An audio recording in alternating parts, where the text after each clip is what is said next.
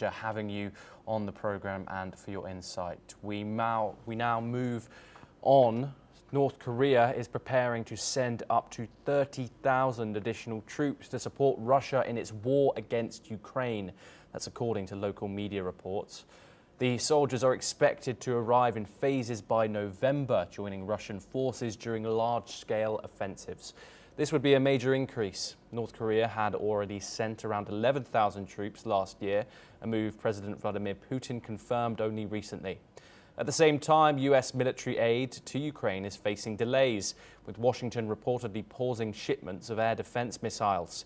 Kyiv says it hasn't received an official notice, but the timing adds pressure as Russia intensifies its push in eastern Ukraine.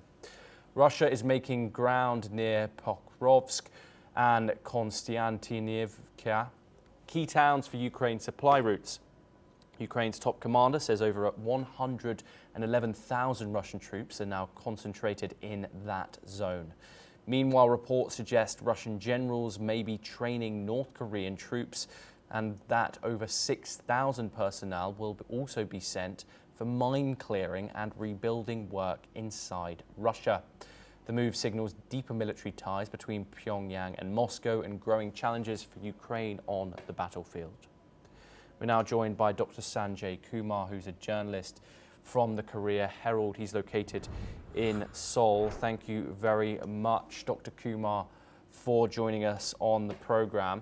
What are your thoughts in this recent development? Reports that are coming from the area that nearly 30,000 North Korean troops are being sent to the front line in Ukraine. Does North Korea sending thousands of troops to Ukraine risk turning this war into a wider regional conflict? And how should allies respond to this development? News as a surprise, but yeah, we have to be concerned with the numbers that has been coming out. In case of numbers, it is surprising, although we have to double check, because earlier also there were reports from the Ukrainian side that huge numbers are entering, and this is not a surprise.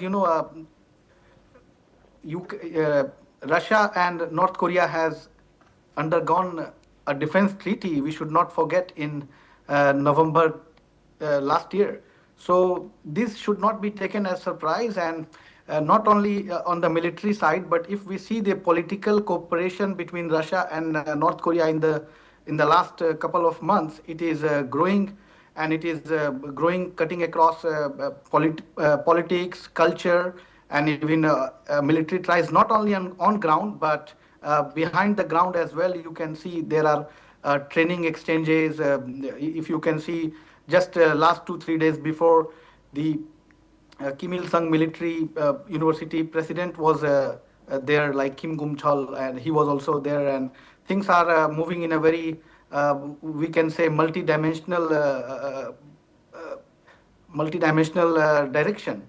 But we should not be surprised about that. But yes, what is more concerning is that, unlike the traditional warfare setups where center of gravity was the focus, in this war we can see that, urban warfare, new generation warfare techniques are being used, technology is being used, cybersecurity is being used, and through conventional methods, the involvement of troops, including from the third country, and North Korea has been seen in that way.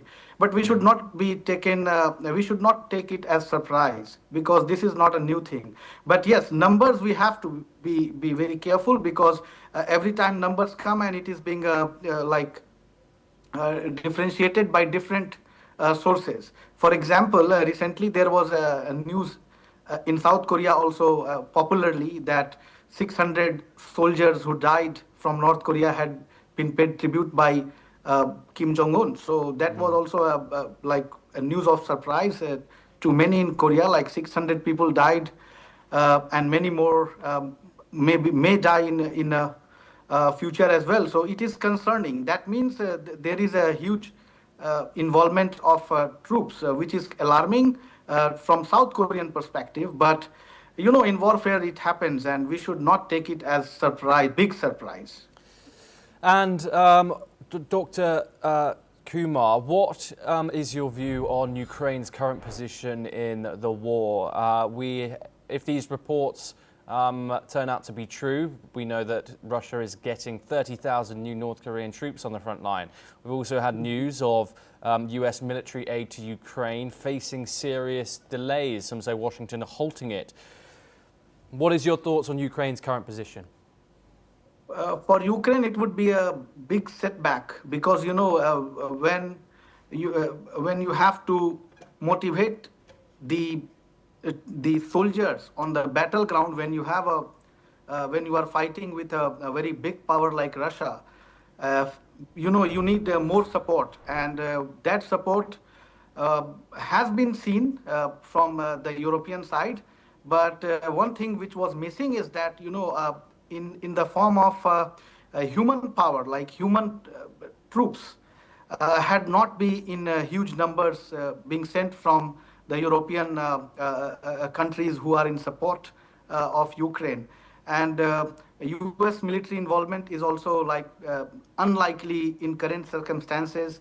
South Korea, although from in this part of the world, South Korea has confirmed before that they are not going to support with the lethal weapon. So situation is little challenging, not little but very challenging, because on warfare, if you are going through, as I told you, like disinformation and other things can be managed somehow and can be tackled somehow. But when it comes to like troops in presence, the Western allies and Eastern allies, like even Korea, like South Korea, uh, are reluctant to send this kind of troop support.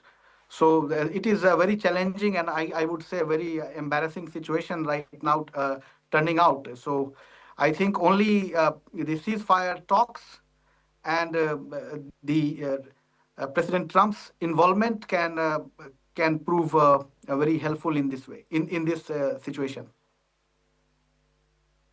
Much for your insight and joining us on the program. We now move on to our next story, where you